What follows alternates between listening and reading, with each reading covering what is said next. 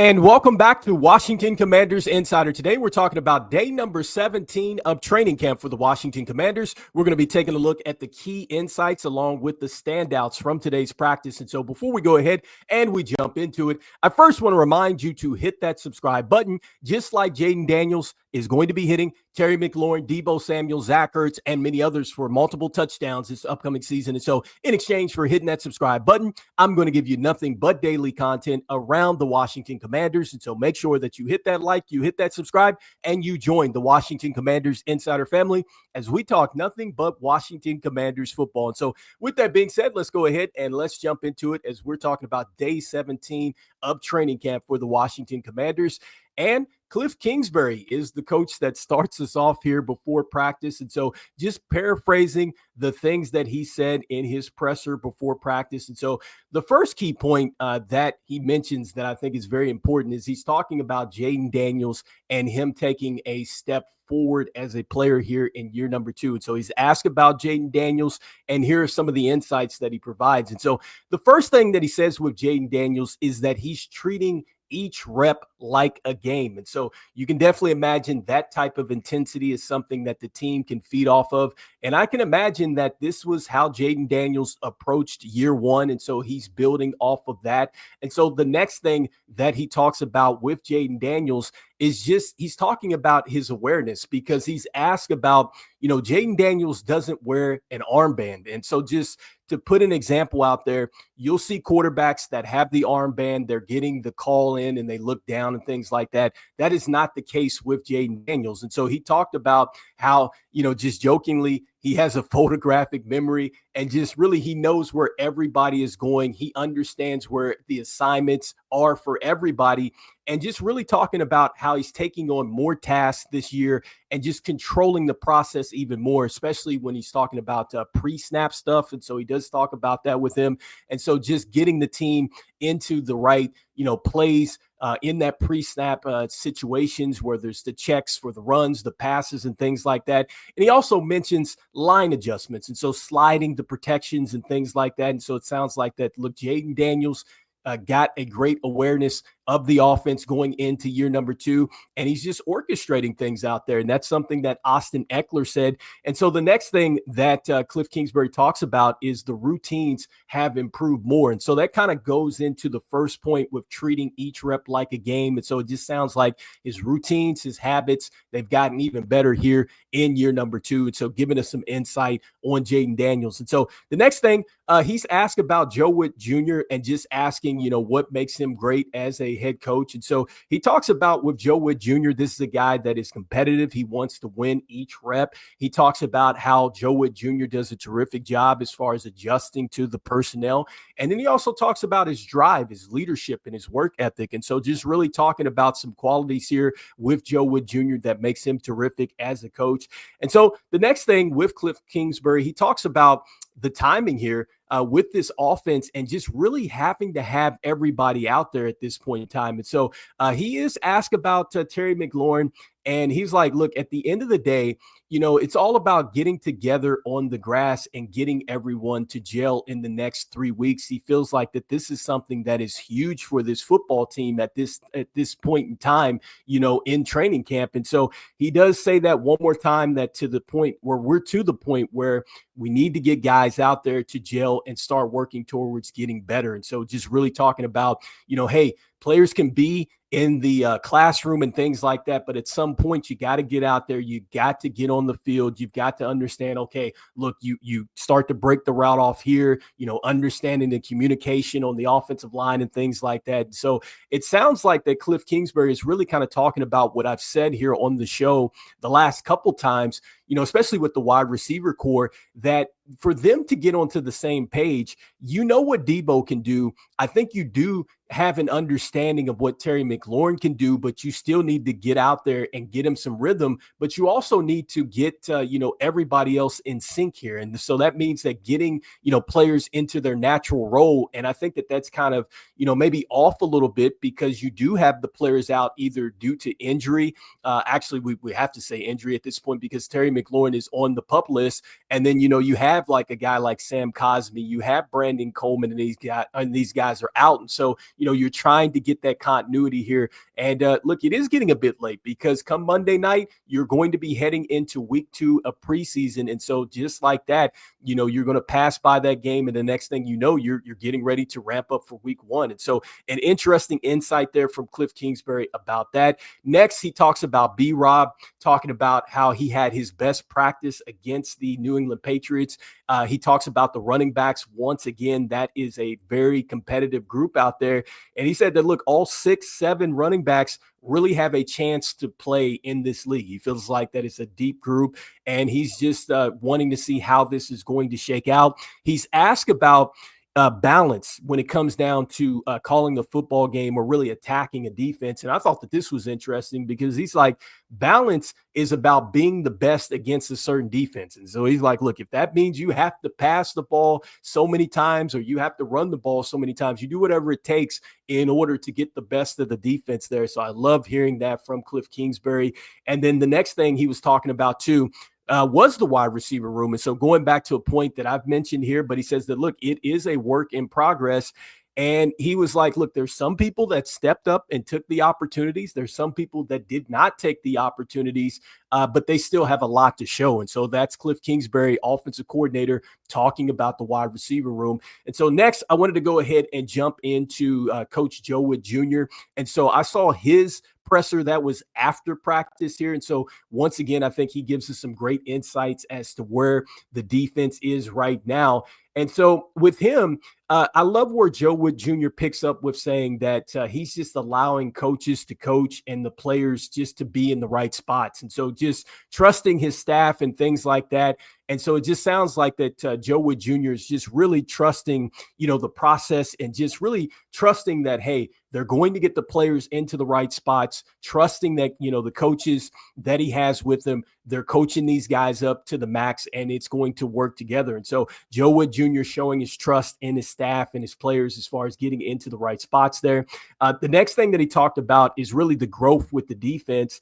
And he was talking about, that they're doing a great job as far as rushing plays. They're doing a great job against the run, covering on the back end right now. So he feels like everything is really, it's working right now, but it's all about translating to the game, which is something that I've said as well, that it's looking great so far in camp. And I do think that you could make the argument that this team defensively is ahead of schedule than what they were last season, but it is all going to be about actual live game reps and not just the preseason. We have to see this really translate into week 1 of the NFL season and beyond, obviously. And so, just Joe Whitt Jr. talking about that. And the next thing, he's asked about the secondary and press coverage. And he was like, our defense is really designed to be into more of that press coverage, more so than a zone. And like he was saying that at the end of the day, what you're getting now with players that are able to play that comfortably, it's more of a fit for the defense. And so that kind of goes into just really some of the things we've talked about in the offseason with this team in making the adjustments and drafting the way that they have done. It really puts Joe Whitt Jr. in a great situation with this defense from a scheme standpoint with what he wants to run. And I do think that this defense is going to be able to be so much more versatile. They're going to be able to surprise a lot of offenses. And I just think, in general, the defense is going to surprise some people. I'm just betting on that. So the next thing that he talks about here is the linebackers. And so he is asked about the linebacker play. And I think he's referring back to the joint practices and then also to the preseason. He was like, it definitely, the energy was there, the effort, but it needs to get better. I felt like the details and kind of the fits on the run in certain spots didn't kind of show up the way he wanted to, but he was excited to see the twos go against the ones. So talking about the Commanders, number twos going against the Patriots, number ones. And so he was excited about that. And he's looking forward to seeing what the team is going to do against Cincinnati.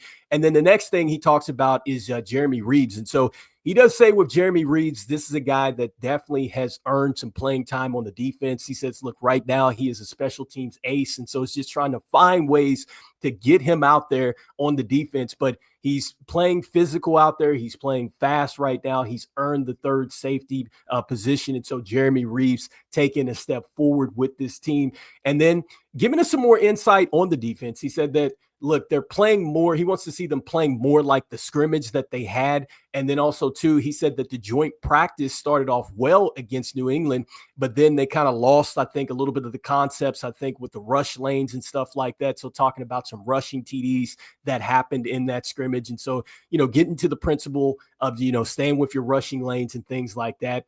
And so the next thing that he talks about here is just the way that the team is preparing. It's really not to where you're already into like a week one to, the end of the season type of preparation. They're still, I guess, installing how they're going to be getting ready for the games and stuff like that. So, it's kind of almost like a snapshot of what they would do as they're fully going into, a week of preparation for, actual games during the season and stuff like that. So they're still ramping that up.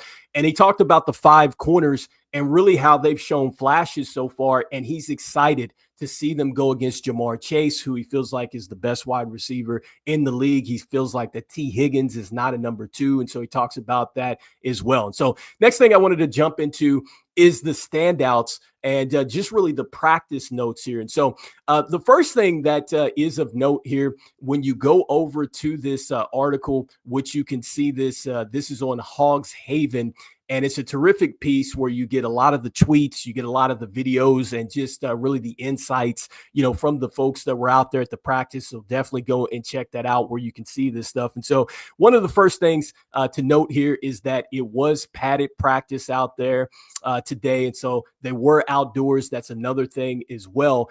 And look, we had a little bit of chippiness out there. And so it did look like it got a little chippy in there. So that is something that was mentioned within this article. So I think you like to see that as you're ramping up to get to a game situation, that the team seems to be ready for that.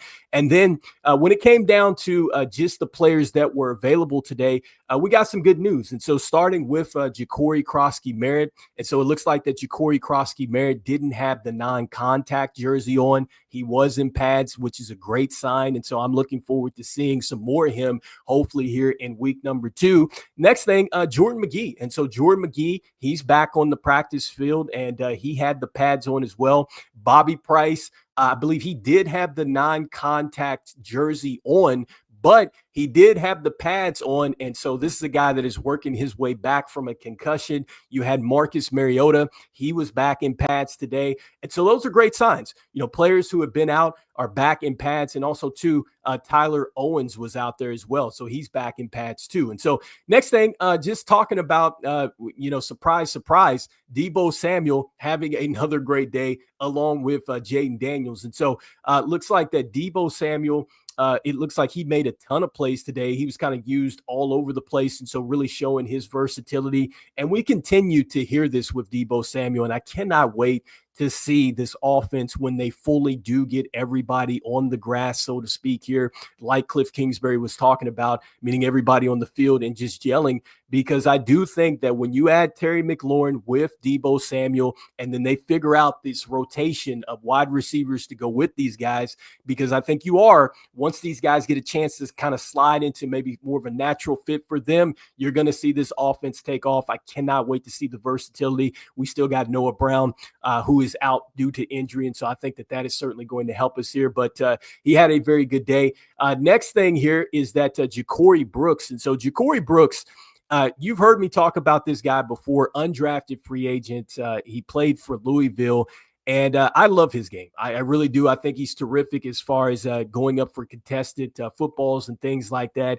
And I'm hoping that he does make the team.